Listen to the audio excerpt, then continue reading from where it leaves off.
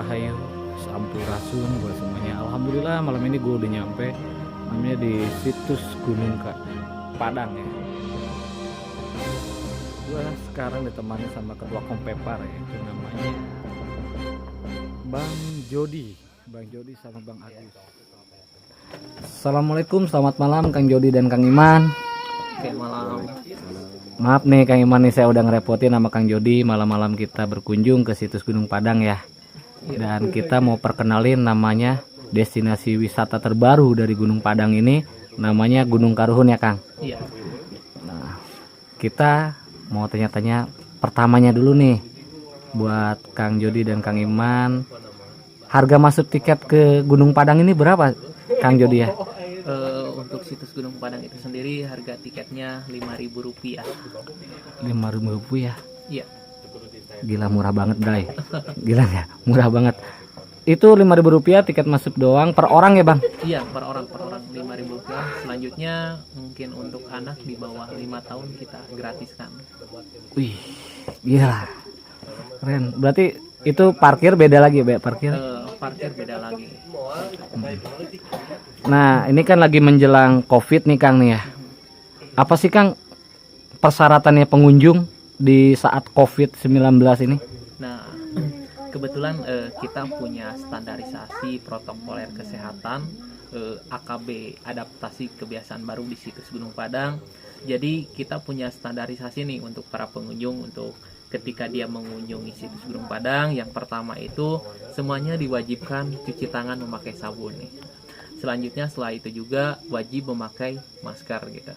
Nah, selain itu juga mereka atau pengunjung, mohon maaf, akan menerima edukasi dari kita keterkaitan dengan COVID dan keterkaitan dengan standar protokoler yang ada di situs Gunung Padang itu sendiri, yang pastinya tetap jaga jarak seperti itu. Nah, jadi itu persyaratannya ya. Kalau di zaman Covid ini emang zaman kita harus social distancing ya, buat brother and sister nih yang mau pada pengunjung ke sini. Ini Kang mau tanya, pengunjung Gunung Padang ini kan saya ngelihat ada yang malam tuh ke atas. Mereka itu tujuannya apa itu Kang? Nah, mungkin saya juga keterkaitan dengan hal tersebut belum begitu terlalu dalam juga. Mungkin lebih pastinya setiap yang datang ke Gunung Padang itu mempunyai kepentingan khusus dari siang malam gitu.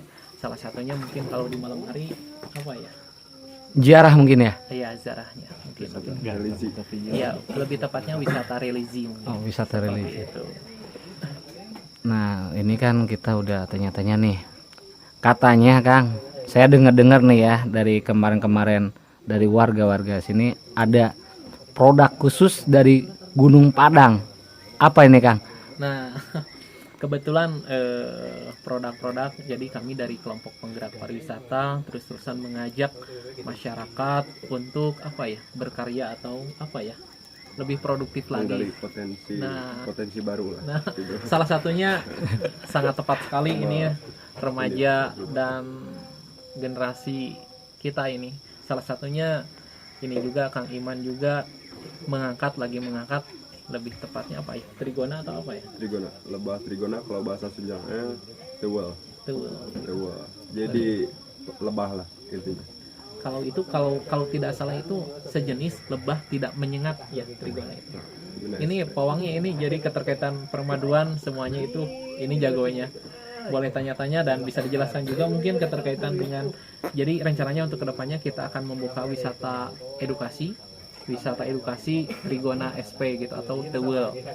Konsepnya gimana konsepnya? Nah, konsepnya Kang. Konsepnya ini. Konsep untuk kedepannya sekarang itu kan lagi masa proses lah gitu. Desain itu baru dibikin kayak song-song gitu. Yang buat kedepannya di sana tujuannya untuk wisata lebah gitu. Nah, lebah di sini itu bukan hanya Trigona SP atau Trigona lebah tidak menyengat, tapi selain lebah tidak menyengat ada juga lebah yang menyengat gitu. Ya seperti halnya Gunung Padang yang terdiri dari 5 teras dan hampir 80% batunya persegi 5, dan begitu pun dikelilingi sama 5 bukit dan si lebahnya itu ada 5 juga gitu. Yang pertama ada apis dorsata, kalau di Sunda odeng itu namanya. Ada juga apis cerana, kalau di Sunda namanya nyiruan. Nah ada juga Trigona intama, kalau di Sunda tua gagak. Itu ada juga Trigona lepisep. Terus ada juga Trigona possibility gitu. Jadi sangkutannya si lebah dengan Gunung Padang hampir sama gitu. Ada 5 jenis juga gitu. Gitu. Jadi lebih tepatnya di Gunung Padang itu kan batu-batunya itu terdiri dari apa ya, bentuknya 5 seperti itu, segi 5. Dan kebetulan Kang Iman setelah beberapa tahun ini mencari lebah, penelitian, ternyata di wilayah situs Gunung Padang juga ada 5 jenis lebah, tidak kurang dan tidak lebih. Sangat luar biasa pokoknya. Jadi mungkin untuk kedepannya para pengunjung juga selain berwisata ke situs Gunung Padang, bisa juga berwisata edukasi keterkaitan dengan lebah gitu. Jadi mereka bisa melihat cara bagaimana apa ya, Trigona atau lebah tersebut mencari apa? Nektar, polen. Nah, nektar. Ya, Apa itu bagaimana nektar, polen? si lebah itu bisa menghasilkan madu, dari apa sih madu itu gitu. Jadi ntar kita bisa edukasi di tempat kita gitu. Jadi bisa edukasi di tempat kita. Gitu. Jadi si pengunjung tersebut bisa langsung ngambil lebah, melihat bagaimana bentuknya, selanjutnya bisa mencicipi secara langsung juga si madu-madu tersebut, dan berbagai manfaat juga nanti akan dijelaskan seperti. Dan ketika pulangnya mereka bisa menyampaikan kepada mungkin teman-temannya, rekan keluarganya bahwa Di Gunung Padang ada Edukasinya ya. kampung ada lebah. seperti itu. Berarti kalian kalau mau ke Gunung Padang ini judulnya berarti Travel and Education ya. Nah, Nah, Travel Education ini, nah ini nih makin menarik buat gua pertanyaan edukasinya nih. Ini biaya edukasi ini berapa per orang, Bang? untuk sekarang kan kebetulan kita itu lagi mengemas, lebih tepatnya mengemas berbagai produk dan edukasi yang akan nanti kita jual. Jadi dari mulai apa namanya madu, selanjutnya ada kopi juga, ada gula juga mau kita paketkan. Jadi untuk sekarang masih gratis gitu ya, masih gratis soalnya kita masih pengembangan, dalam tahap pengembangan. Jadi kita tidak mau ketika pengunjung datang harus bayar berapa nominalnya, sedangkan kita apa ya belum maksimal. Jadi kita ketika si pengunjung datang, kita terus-terusan bersilaturahmi dan berdiskusi apa yang harus kita tingkatkan, apa kekurangannya, seperti itu saja gitu. Dan selanjutnya harapan kami setelah apa ya, ada diskusi, ada mungkin lebih tepatnya apa saja kekurangan-kekurangan kami, atau ada peningkatan kapasitas kami lah, baru setelah layak kami jual, baru kami akan tiket gitu ya. Berarti mereka motonya itu kita bekerja dulu, penghasilannya nanti. Iya. Itu mereka, itu motonya keren banget. Jadi itu yang ditanamkan oleh sebuah ilmuwan, yaitu Albert Einstein. Albert Einstein ini orang gila dengan pemikiran yang logika. Jadi mereka itu menciptakan dulu, hasilnya itu mereka nantilah, mereka akan menikmati hasilnya. Yang penting mereka berusaha menciptakan.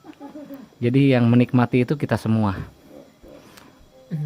Nah ini Kang, mau pertanyaan saya lagi nih ya. Saya baca-baca artikel, katanya Gunung Padang ini lebih tua daripada piramida dan Sphinx. Benar nggak sih Bang? Gimana tuh?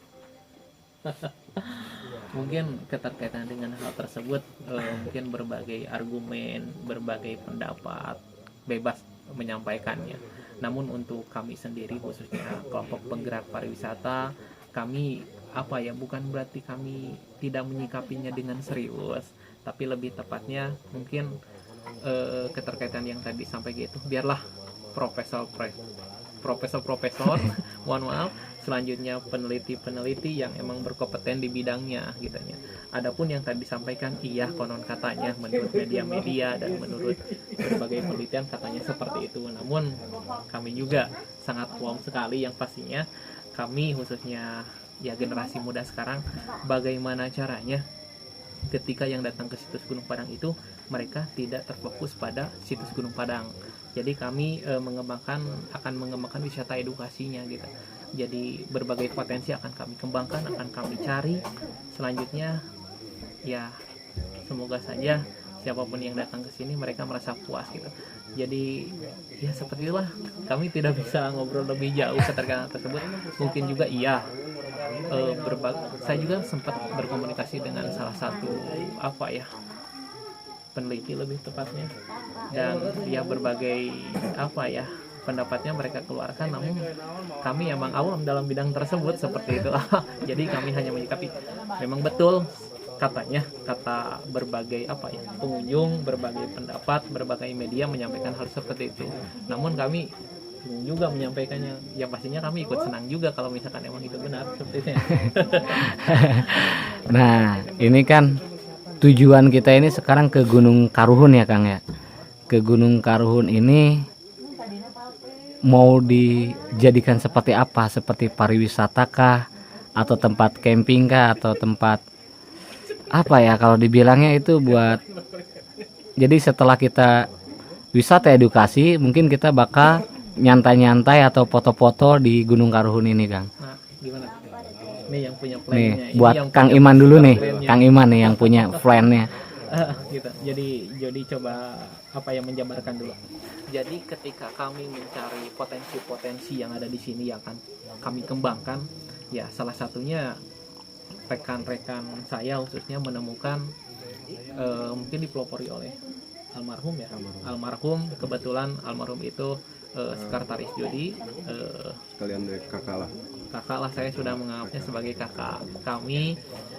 Beliau langsung waktu masih ada menyampaikan, mengasih motivasi pada kami, ini loh potensi yang bisa dikembangkan, salah satunya itu Gunung Karuhun atau camping ground.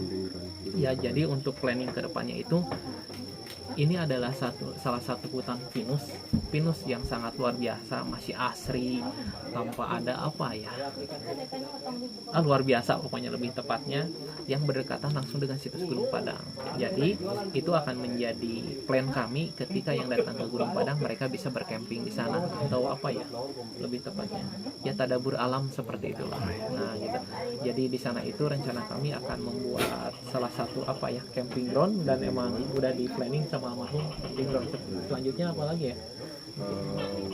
Garden Stone. Garden Wisata Stone. batu. Gitu. Garden Stone, Iya. wisata batu. Nah, dengar-dengar nih Kang, saya dengar-dengar cerita nih ya, buat Kang Iman dan Kang Jody, dengar-dengar bahwa sumber batu Gunung Padang ini terdapat di Gunung Karuhun. Bener nggak sih Kang? Gimana tuh? Mungkin lebih tepatnya ini menurut cerita budaya, turun temurun. Konon katanya, saya juga mungkin lebih tepatnya belum begitu paham juga. Mungkin menurut cerita sepuh zaman dahulu mungkin. Dan saya pun percaya, sangat percaya keterkaitan dengan cerita-cerita apa ya, Karuhun, orang tua gitu ya. Orang tua dulu. Orang tua dulu. Jadi di Gunung Karuhun itu di sebelah mana ya? Bojegran. Iya, Bojegran disebutnya.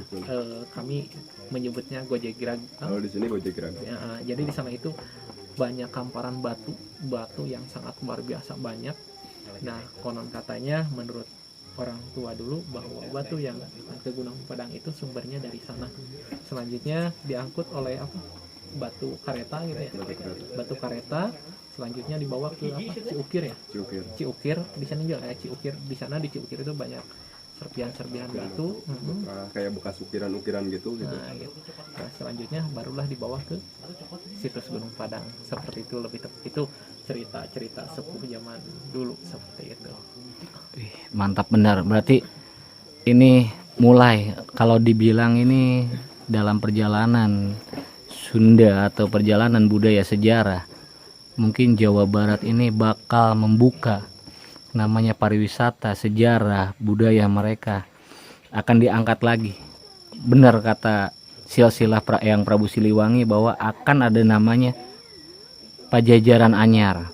Berarti bukan Pajajaran Anyar ini bukan kerajaan baru atau, tapi sejarah-sejarah baru akan terungkap, budaya-budaya baru akan datang, dan cerita-cerita baru akan datang. Entah gua mengalami atau enggak. Nah, jadi saya pengen tahu Kang, sekarang nih produk dari khas Gunung Padang ini kan ada kopi tadi ya.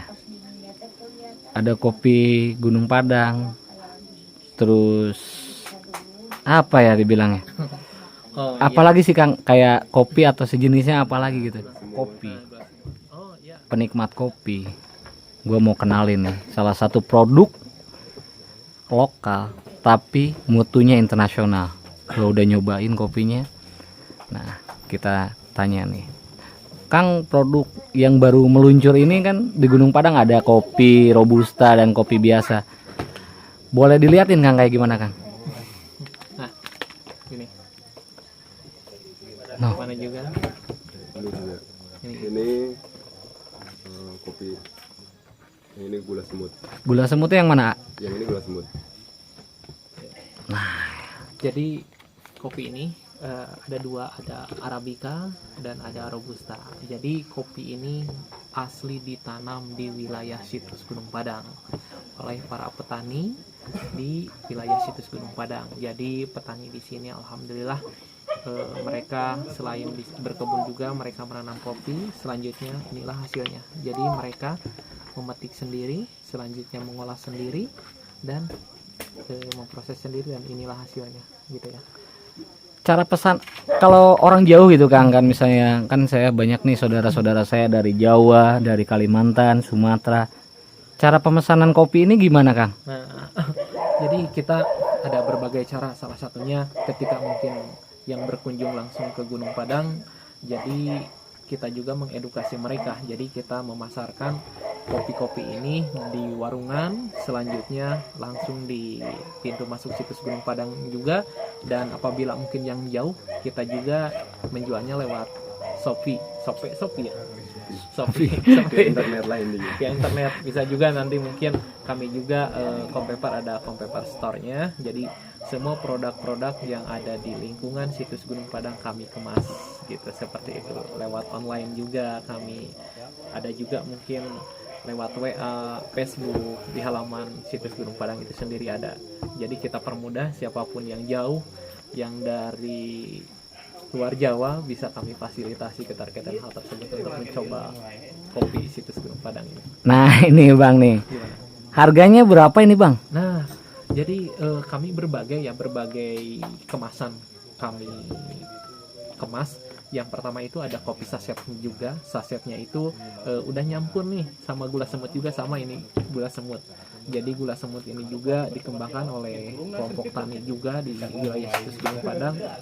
Jadi pasangannya kopi dengan gula semut pokoknya keren.